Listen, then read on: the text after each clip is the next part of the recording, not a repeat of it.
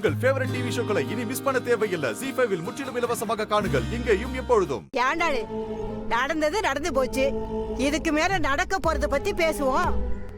என்ன பேராண்டி, நான் சொல்றது கரெக்ட் தானே? கிழவே, இன்னும் 3 பேர் சேர்ந்து என்ன கிண்டல் பண்ணிட்டு இருக்கீங்களா? நாங்களே பாரதி புருஷனை பார்க்க போய் மொக்க வாங்கிட்டு வந்திருக்கோம்.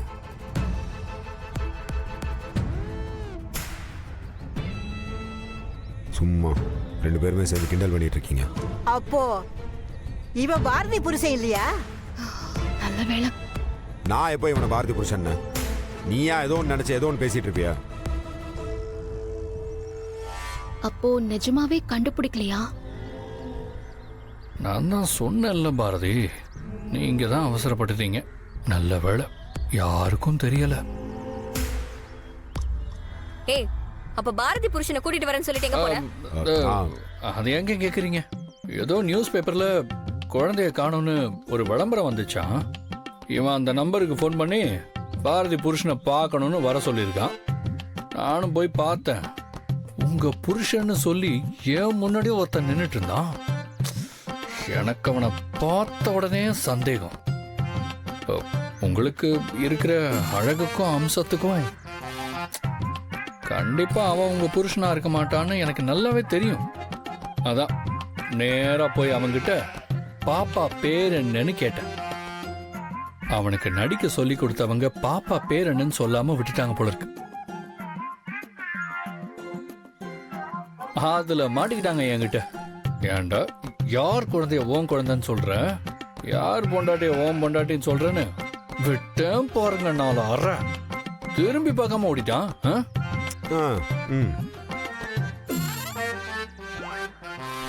ஏய், நீ எதுவும் உருப்படியாவே செய்ய மாட்டியா?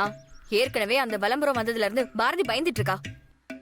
இதுல நீயே போய் அவங்களை கூட்டிட்டு வந்துருவ போல இருக்கு. சச்ச அழகர் அந்த அளவுக்குலாம் முட்டாள் இல்லைங்க. அவங்களுக்கு பாரதி இருக்கிற இடம் தெரியக்கூடாதுன்னு தான் திருச்சியில இருந்து வரோன்னு அவங்கள கன்ஃபியூஸ் பண்ணிட்டான். அவங்களுக்கு பாரதி இங்கதான் இருக்காங்கன்னு கண்டிப்பா தெரிய வாய்ப்பு இல்ல. உன்கிட்ட அதை சொல்லாமலே இருந்திருக்கலாம். ஏய், சும்மா திட்டிட்டே இருக்காத. இந்த மாதிரிலாம் நடக்கும்னு எனக்கு தெரியுமா என்ன? ஆனா எனக்கு தெரியும். நீங்க அவரை தேடினாலே இப்படிதான் ஏதாவது நடக்கும்னு எனக்கு நல்லா தெரியும். அதனால தான் நான் அவ்வளவு தூரம் வேண்டாம் வேண்டாம்னு சொன்னேன். நீங்க தான் கேட்கல. இங்க பாரு ஆண்டாளு, நீயும் சரி அழகரும் சரி எனக்கு நல்லது பண்றேன்னு நினைச்சுக்கிட்டு இன்னொரு தடவை இப்படி எதுவும் பண்ணாதீங்க. என் புருஷனும் சரி என் புருஷனோட குடும்பமும் சரி அவங்க ஒண்ணு அவ்வளவு நல்லவங்களா அல்ல. பணம் இருக்கிற தைரியத்துல என்ன வேணாலும் பண்ணுவாங்க. அட கம்முன்னு இருங்க பாரதி. நீங்க தான் அவனை பணக்காரன் இருக்கீங்க. இன்னைக்கு உங்களுக்கு புருஷனா நடிக்க வந்தவனோட சம்பளம் என்னன்னு தெரியுமா?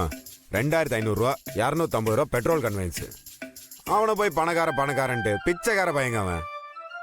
சரிங்க, இத பத்தி பேசுறது இதுவே கடைசியா இருக்கட்டும். இனிமே எனக்காக நீ எதுவும் பண்ணாதீங்க ப்ளீஸ். இங்க பாரு, உனக்கு ஏதாவது திட்டணும்னா டக்குன்னு திட்டிக்க போகணும். நான் மத்தியானத்துல சாப்பிடல, பசிக்குது எனக்கு.